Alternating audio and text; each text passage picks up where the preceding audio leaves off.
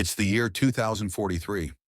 After a long and devastating global trade war, fractured economies, and shifted the international landscape, pirates and corsairs once again roam the seas. With petrol and the chemicals needed to build rechargeable batteries in short supply, people relied on sails to propel boats and makeshift cars built from the remnants of old machines. A team of young pirates consisting of Americans Diego and Alex, Lee from China, Arjun from India, and Naveed from Bangladesh were on a mission for the Maharaja near the African coast.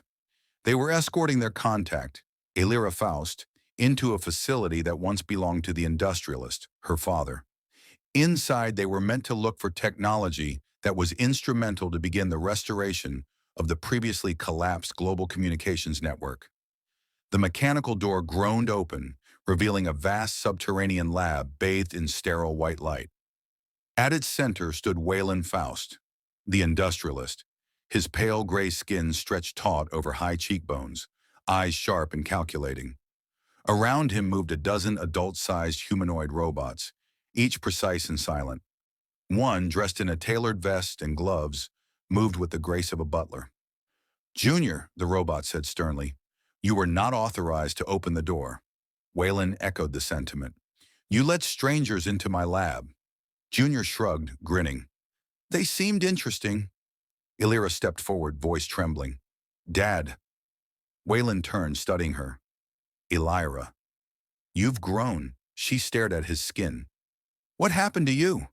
Before he could answer, Diego snapped. "We deserve an explanation." Waylon sighed, stepping toward a console. "I helped the American dictator rise. I thought he respected my vision. He didn't. He used me." He tapped a screen, revealing a timeline of global collapse. "So I accelerated the collapse. Quietly, strategically. I sabotaged satellites, severed ultramarine cables, and watched the world unravel. All so I could rebuild it. My way," Lee nudged Naveed. "Start pulling data." "We're not leaving empty-handed." Arjun leaned against a railing. "So when's your big comeback?" "When do you fix the world?" Waylon smiled. "In about 12 more years." Diego scoffed. "You'll be dead before you change anything." Waylon nodded. "I thought of that. I funded a South Korean biotech startup. They promised to slow aging. It worked, mostly. May gray skin color is a small side effect of that process." He paused. "But I knew I needed more time. So I made a clone," Elira gasped. "The child?" Waylon gestured to Junior. "Bioengineered, smarter, healthier, designed to live 200 years. Meanwhile, Naveed hacked into the mainframe, downloading blueprints and satellite schematics. Lee found a bulky communication module. "This could work," Lee said. Junior appeared beside them. "That thing's junk. The old man's designs are way overrated. I'll show you the real deal." He led them to a sleek satellite prototype, polished, compact, and humming faintly. "This was built before the collapse. I'll help you get it out, if you agree to take me with you." Back in the main chamber, Elira's voice cracked. "You played God. You destroyed global communications. You cast a shadow over humanity." Waylon's eyes narrowed. "Only I have the vision to save the world. It's my responsibility." Elira stepped forward. "Then I'll stop you." "Whatever it takes," Waylon raised his hand. "Capture her. Destroy the rest." The robots surged forward. Diego and Arjun fought back, blades slicing, limbs flying, but they were outnumbered. Then, crash! A hovering platform smashed through the wall, flattening half the robots. On board were Naveed, Lee, and Junior, satellite secured. "Get on!" Junior shouted. Elira, Diego, and Arjun leapt aboard. Waylon fired an energy rifle, bolts scorching the walls as the platform sped through the maze. Robots swarmed the tunnels, grabbing at the edges. The teens fought them off, slashing, hammering, kicking. As they neared the exit, Junior tossed a cylindrical explosive behind them. Boom! The tunnel was sealed in a cloud of dust and fire. The floating platform sputtered and died at the tunnel's edge. Junior tapped the controls, then shrugged. "Magnetic rails." Built into the floor. "No rails, no ride." The teens groaned. The satellite, heavy, sleek, and humming with dormant power, had to be carried out by hand. They hauled it through the ruins of the pharmacy, sweat streaking through dust. As they reached the surface, Arjun paused, listening. Wait, I hear digging. They're trying to breach the tunnel. Junior pulled another explosive from his satchel and lobbed it toward the collapsed entrance. Boom! The entire pharmacy collapsed, burying the tunnel in a mountain of debris.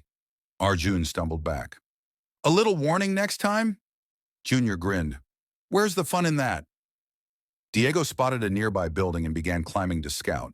Naveed tried to follow but struggled with the ledge. Lee and Diego reached down, pulling him up. You gotta build more muscle if you're serious about being a pirate, Diego said. Lee nodded. We're working on it.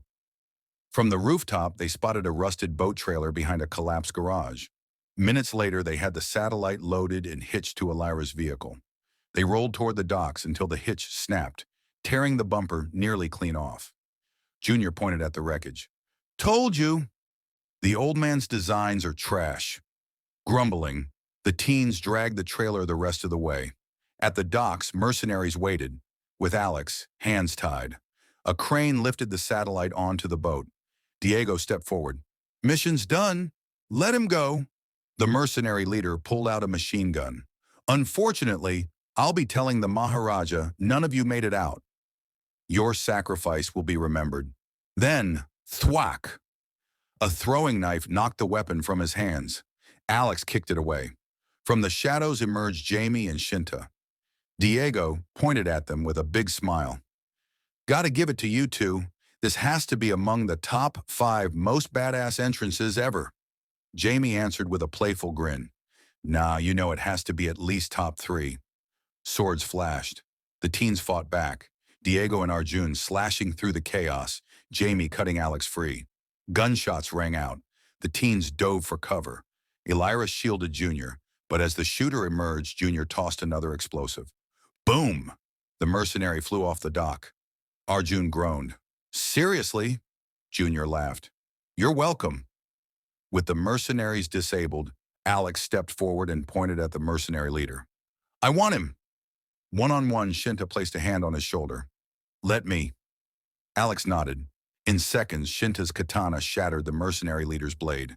He dropped to his knees. Jamie turned to Alex and Diego. Did you guys see that? It's some sort of Japanese fencing. Shinta is a menace. The teens took the mercenary leader prisoner, loading him onto the ship.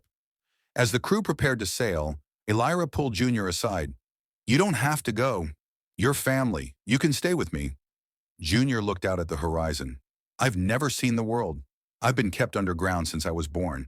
I need to know what's out there. Elira's eyes welled. But you're just a kid, Junior smiled. I'm more than that. And I'm ready, he joined the pirates. The ship pulled away from the African dock, sails catching the wind. They headed towards the Maharaja.